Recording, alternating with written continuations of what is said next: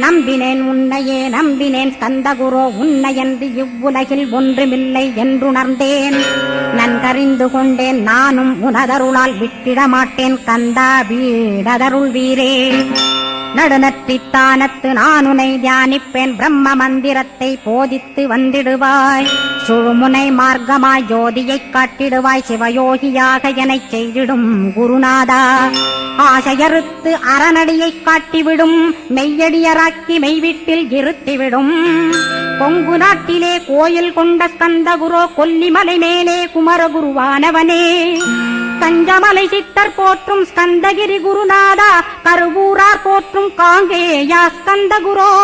மருதமலை சித்தன் மகிழ்ந்து பணி பரமகுரோ சென்னிமலை குமரா சித்தர் கருள்வோனே. சிவவாக்கிய சித்தருளை சிவன்மலையில் போற்றுவரே பழனியில் போக